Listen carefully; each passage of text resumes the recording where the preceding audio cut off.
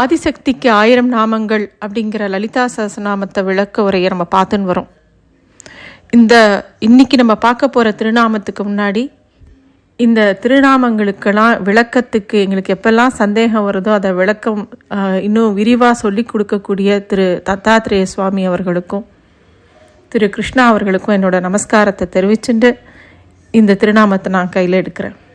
ஏன்னா இந்த திருநாமம் கொஞ்சம் புரிஞ்சுக்கிறதுக்கு குருவோட அனுகிரகம் வேணும். மனோரூபேஷு கோதண்டா அப்படிங்கிற திருநாமம் தான் அது. மனோரூபேஷு கோதண்டாய நமஹா. லலிதா சஹஸ்ரநாமத்தில் ஒவ்வொரு நாமங்களுமே அம்பிகையோட தரிசனத்தை நமக்கு காட்டுறது. அந்த பரம்பொருள் எப்படியெல்லாம் நம்ம பார்க்கக்கூடிய இந்த உலகத்தில் நமக்கு எந்த விஷயத்தெல்லாம் சுற்றி காட்டுறது அப்படிங்கிறத காமிச்சுட்டே இருக்கு. நமக்குள்ள உணரக்கூடிய விஷயங்களாக இருக்கக்கூடிய அந்த ராக துவேஷங்கள் எப்படி கையாளணும் அப்படிங்கிறத ரொம்ப நுட்பமாக சொல்லி கொடுக்கறது. ஜீவனுக்கு எப்படியெல்லாம் அலக்கழிப்புகள் இருக்குது, இந்த அகங்காரத்தோட கைவரிசை எப்படியெல்லாம் காட்டுறது, அதை அம்பிகை எப்படி அடக்கி தனக்குள்ளே ஒடுக்கிக்கிறா அப்படிங்கிறதெல்லாம் சொல்கிறது அந்த திருநாமங்கள். நாம் உத்யத் பானு சகஸ்ராபா அப்படிங்கிற இந்த நாமங்களை திருப்பியும் கொஞ்சம் கவனத்தில் எடுத்துக்கணும். இந்த உத்யத் பானு சகஸ்ராபாங்கிற நாமத்தில் ஒரு ஜீவனுக்கு ஆத்ம தரிசனம் கிடைக்கிறது அப்படின்னு சொல்கிறது. அதுக்கப்புறம் சதுர்பாகு சமன்வித்தால அந்த அம்பிகையோட தரிசனம் நம்மளால் உணரப்படுறது இல்லை, அதை இன்னும் விளக்கமாக நமக்கு தெரியப்படுத்துறது. அதாவது 4 கைகளோடு அவள் இருக்கா அப்படிங்கிறத நம்ம பார்க்குறோம். அதுக்கப்புறமா ராகஸ்வரூப பாசாட்டியா குரோதாங்கிற சோச்வலா, இதெல்லாம் இந்த திருநாமெல்லாம் மனசில் விருத்தியை பற்றி, மனசு எப்படிலாம் பெருசாகிறது எப்படிலாம் விருத்தியாகிறதுங்கிறத பற்றி பேசுறது. ஒன்று ராகம், இன்னொரு துவேஷம், அதாவது விருப்பு வெறுப்பு அப்படிங்கிறத பற்றிலாம் விளக்கமாக பார்த்தோம். அந்த விளக்கங்கள்லாம் நமக்கு இந்த விஷயத்தை கொஞ்சம் கொஞ்சமாக புரிய வைக்கிறதுக்கு உண்டான விளக்கங்கள். இந்த ஆத்ம தரிசனம் பெற்ற ஒருத்தன் எப்படி இருப்பான் அப்படின்னா, அம்பிகையோட கட்டுப்பாட்டில் அவன் போயிடுவான் முதல்ல. அதுக்கப்புறம் ஒரு ஜீவனுக்கு விருப்பு வெறுப்பு அதெல்லாம் தாண்டி அவன் போயிடுவான். எப்போ அம்பிகையோட கடாட்சம் கிடைக்கிறதோ அப்போ அதெல்லாம் தாண்டி போயிடுவான். வாழ்க்கையில் இருக்கக்கூடிய எல்லா பக்கங்களையும் அது நமக்கு ஒரு இருமை இருக்கும், டியூயாலிட்டின்னு சொல்லுவோம். சரி தவறு, விருப்பு வெறுப்பு, இந்த மாதிரி எல்லாத்துக்கும் அதெல்லாம் தாண்டி போகணும் அப்படிங்கிறது தான் இந்த மனசுக்கு அப்போ தான் தெரிய வரும். இவ்வளோ விஷயத்துலேருந்து அவன் மாட்டின்னு இருக்கிறதுக்கு காரணமே மனசு தான். இப்போ அந்த மனசுக்கு எது காரணம் அப்படின்னு நம்ம கொஞ்சம் பார்க்கணும். இந்த மனசு தான் அலக்கழிக்கிறது எல்லா இடத்துலையும் அப்படிங்கிறத பார்க்குறோம் இல்லையா? அப்போ அந்த மனசு எங்கேருந்து வருது அப்படிங்கிறத பார்க்கும்போது இந்த பூமியில் தொடங்கி ஆத்மா வரைக்கும் இருக்கக்கூடிய விஷயங்களை நம்முடைய சாங்கிய பரவானது தத்துவங்களாக பிரிக்கிறது. அப்படி பார்த்தோன்னாக்கா எல்லாத்துக்கும் அடிப்படையாக இருக்கிறது 24 தத்துவங்கள். சைவ சித்தாந்தம் அது 36 சொல்லியிருக்கு. உபநிஷத்தும் அதை 96 சொல்லியிருக்கு தத்துவங்களா. ஆனாலும் இந்த 24 தத்துவங்கள் தான் எல்லாத்துக்குமே அடிப்படையாக இருக்கக்கூடியது. இந்த 24 தத்துவங்களில் முதல் 5 பஞ்சபூதங்கள். இந்த பஞ்சபூதங்கள் ரொம்ப சூக்ஷ்மப்பட்டு பஞ்ச தன்மாத்திரைகளாக இருக்குது.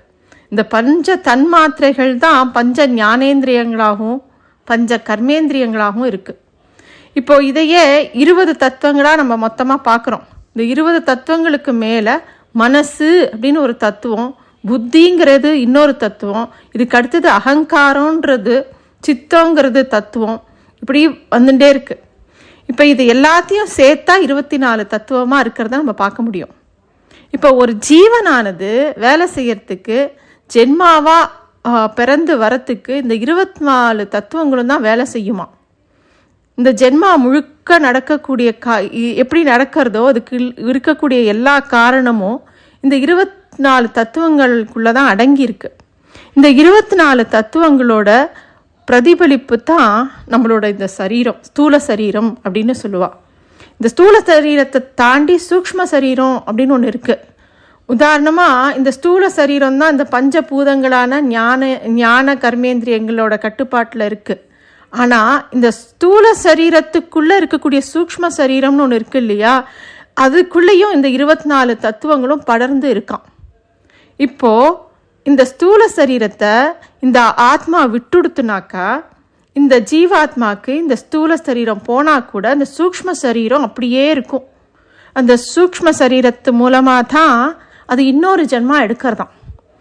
அப்படியே தொடர்ந்து அதோட கர்மாவோட தொடர்ச்சியாக அது அடுத்தடுத்த ஜென்மா எடுத்துகிட்டே இருக்குது. இப்போது திருப்பியும் அந்த சூழ்ச்சிக்குள்ளே மாட்டிக்கிறது. இது எல்லாத்துக்கும் காரணம் என்ன அப்படின்னு பார்த்தோன்னாக்கா மனசு. இந்த மனசுங்கிறது திருப்பி திருப்பி சூக்ஷ்மமாக தன்னை சரீரத்தோட தொடர்பு படுத்திகிட்டே அதை இந்த மாயையில் சிக்க வச்சுட்டே இருக்குது. இப்போது இந்த ஜீவனுக்கு இதிலிருந்து தன்னை எப்படி விடுவிச்சுக்கிறது அப்படிங்கிறது தெரியாது. அப்போதான் இந்த ஜீவனுக்கு ஒன்றுமே தெரியலங்கிற ஒரு நிலை வரும்போது தான் அம்பிகையானவள் இந்த மனசை எடுத்துக்கிறாள். இப்படி அந்த மனசை எடுத்துக்கிறதுனாலேயே அவளுக்கு மனோரூபேஷு கோதண்டா அப்படிங்கிற திருநாமம் வருது. மனசு அப்படிங்கிற கரும்பு வில்ல ஏந்தினதுனால அவளுக்கு இந்த நாமம். நம்மக்கிட்ட இந்த மனசு இருக்கிற வரைக்கும் கரும்பாக மனசு இடிக்காது. ஆனால் அதே மனசை அவ கையில் ஏந்தின்ட்டானாக்கா அந்த மனசே கரும்பாக மாறிடுறது.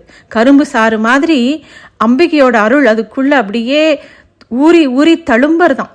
அதனால தான் இந்த மனசை எந்தவித சந்தேகமும் இல்லாமல் அம்பிகையோட கையில் கொடுத்துடணும் அப்படிங்கிற நம்பிக்கை நமக்கு வரணும், அந்த தெளிவு நமக்கு வரணும். என்னோட யோசனையால் நான் பட்ட அவஸ்தைகள்லாம் போதும், இனிமேல் என்னால் யோசிக்கவே முடியாது, சிந்திக்கவே முடியாது, என்னால் ஆகிறதுக்கு ஒன்றுமே இல்லை, இனிமேல் நீ தான் எல்லாம், நீ தான் என்னோட சிந்தனையில் வடிவாக இரு, உன்கிட்ட இருந்து நீ எப்படி என்னை இயக்கணும்னு நினைக்கிறியோ அந்த மாதிரி என்னை இயக்கு. என்னோட ஒவ்வொரு எண்ணமும் என்னோடது கிடையாது, எல்லாம் உன்னுடையது, எல்லாத்தையும் எனக்கு புரியவை. மெதுவாக என்னோட மனசு அப்படிங்கிறத உன் கரங்களில் இருக்கக்கூடிய வில்லா ஏந்தி வச்சுக்கோ அப்படின்னு பிரார்த்தனை பண்ணணுமா. அப்படி பிரார்த்தனை ரூபமான ஒரு திருநாமம் தான் இந்த திருநாமம். ரொம்ப அற்புதமான ஒரு திருநாமம் இது. இப்போ பார்க்க வேண்டிய விஷயம் என்னன்னாக்கா, இந்த ஒட்டுமொத்தமான ராகத்வேஷங்கள், இந்த நம்ம டியூயாலிட்டின்னு பார்த்தோம் இல்லையா, இருமைகள், சுகம் துக்கம் எல்லாமே இந்த மனசு தான் காரணமாக இருக்குது. இந்த 24 தத்துவங்கள் எல்லாமே இந்த ஆத்ம வஸ்து அப்படிங்கிற அம்பிகை கிட்ட வந்து சேர்ந்துடுறது. இப்போது இந்த கரும்பு வில்லுக்கு வருவோம். பொதுவாக கரும்பு வில்லை யார் கையில் வச்சுன்னு இருப்பா தெரியுமா? மன்மதன் தான். மன்மதன் கையில் தான் இருக்கும் அந்த கரும்பு வில். மன்மதனுடைய வேலை என்ன? இந்த பஞ்ச பானங்கள் அப்படிங்கிற 5 புலன்களையும் கரும்பு வில்லை வச்சு மனசு மேலே எரிஞ்சுட்டே இருப்பான். அப்போ என்ன ஆகும்? மனசு கலக்கமடையும் அல்லது மயங்கி போகும். மன்மதன் வந்து அவனோட பேரில் மண் அப்படின்றதே மனசு தான். மனம் அப்படிங்கிறத மண். மதனம் அப்படின்னா கலக்குதல் அப்படின்னு ஒரு அர்த்தம். மனசை கலங்கடிச்சுட்டே இருப்பானா அவன். அதனாலேயே அவனுக்கு மன்மதன் அப்படிங்கிற பேர் வந்திருக்கு. இப்போ அம்பிகை என்ன பண்ணுறா அப்படின்னாக்கா, அந்த மன்மதனோட கையில் இருக்கிற கரும்பு வில்ல, அதாவது அந்த மனசை கலக்கக்கூடிய அந்த வில்லை தான் வாங்கி தான் கையில் வச்சுக்கிறா. அப்போது நம்ம இந்த மன்மதன் நம்ம மனசை எப்படி கலக்க முடியும்? கலக்கவே முடியாது. அந்த மனம்தான் ஆத்மஸ்வரூபமான அந்த அம்பிகை கிட்ட போய் அடங்கி போய்டுறது. இனிமேல் இந்த மன்மதனுக்கு வேலையே கிடையாது. இப்போ மன்மதன் என்ன செய்வான் தெரியுமா? அந்த மாதிரி அம்பிகை எடுத்துட்ட உடனே தகாராதி அப்படிங்கிற சக்தி வழிபாட்டில் வரக்கூடிய ஸ்ரீவித்யை எடுத்துட்டு அம்பிகையை உபாசனை பண்ண ஆரம்பிச்சுடுவானா மன்மதன். அவனுடைய மனசை கலங்கடிக்கிற செய்யக்கூடிய அந்த வேலையை விட்டுட்டு காதி வித்யை அப்படின்னு ஸ்ரீவித்யில் வரக்கூடிய பஞ்சத சாட்சரி அப்படிங்கிற முக்கிய பீஜ மந்திரத்தை எடுத்து ஜபம் பண்ண ஆரம்பிச்சுடுவானாம். அம்பிகையே உபாசனை பண்ண ஆரம்பிச்சுடுவானாம். இந்த மந்திரத்தை சக்தி உபாசனையில் இருக்கிறவாக்கிட்ட இருந்து தான் வாங்கி சொல்லணும் அப்படிங்கிறது நியதி. இந்த மன்மதன் இந்த பஞ்ச சாட்சரி அப்படிங்கிற அந்த மந்திரத்தை சொல்லிட்டு தியானத்தில் அப்படியே லயிச்சு போய் ஆத்மாலேயே உட்கார்ந்துருவான். இதுக்கு நேர் அர்த்தம் என்னன்னா, நம்முடைய மனசு அந்த மந்திரத்தை சொல்லி சொல்லி அம்பிகையோட கலந்துடும் அப்படிங்கிறது தான் பொருள் எடுத்துக்கணும். இதுக்கு இப்படி மனசை அவள் கையில் நம்ம கொடுக்கலனாக்கா இந்த மன்மதன் என்ன பண்ணுவான்னா, நம்ம மனசை திருப்பியும் கலங்கடிச்சுட்டே இருப்பானாம். அவன் அம்புகளை விட்டு மனசும் எப்பயும் கலங்கிகிட்டே இருக்கும்.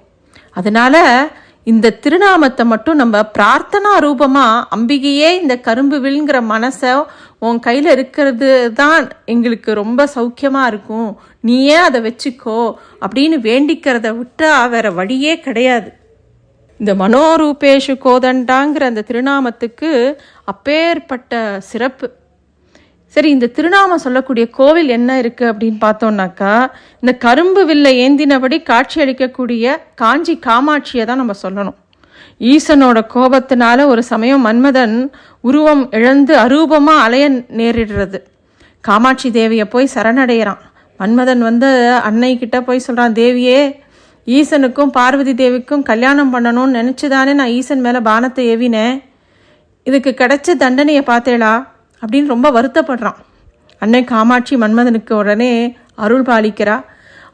அரூபமா இருந்தவனை பழைய நிலைக்கு மாத்துறா. மன்மதன் கொடுத்த பானத்தினால ஈசன் தன் தேவியை திருப்பியும் தேட ஆரம்பிச்சு தோற்று போய் மறுபடியும் மன்மதனை நெற்றி கண்ணால எரிக்கணும்னு வரும்போது காமாட்சி தேவி தான் காட்சி அவளை காத்து அருள்றாளாம். அம்மனோட 51 சக்தி பீடங்கள்ல ஓட்டியான பீடம் அப்படிங்கிறது இந்த காமக்கோடி சக்தி பீடமா இருக்கு. காஞ்சி காமாட்சி அம்மன் கோவில். காமக்கோட்டம் அப்படின்னா நம்ம என்னெல்லாம் ஆசைப்படுறோமோ, என்னெல்லாம் விரும்புகிறோமோ அதெல்லாம் நமக்கு கிடைக்கும் அப்படிங்கிறது பொருள். காமாட்சியை வலம் நம்ம வரம் கேட்டானாக்கா கண்டிப்பாக பக்தர்களுக்கு அவள் என்ன ஆசைப்படுறாளோ அதை அப்படியே அவள் கொடுப்பா. அது எல்லாருக்கும் கண்கூடா தெரியும். இந்த கோவிலில் பலிபீடம் அஸ்திரா தேவி அப்படிங்கிற தேவியோட அபூர்வமாக இருக்குது.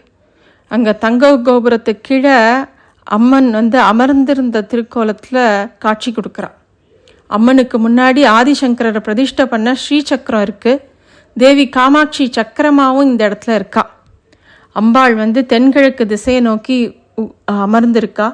பிரம்மா, விஷ்ணு, ருத்ரன், ஈஸ்வரன், சதாசிவன் இந்த பஞ்ச பிரம்மாக்களும் அவளுக்கு ஆசனமாக இருக்காளாம்.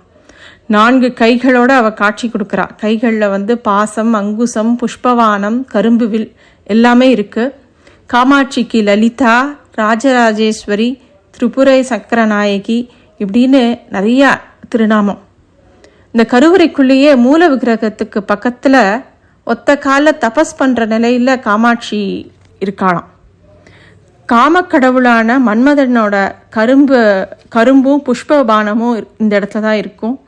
இது ரெண்டுத்தையும் காமாட்சி கையில் வச்சிருக்கிறதுக்கு காரணம், இந்த மன்மதன் இந்த ஜீவன்களை இந்த வில்லை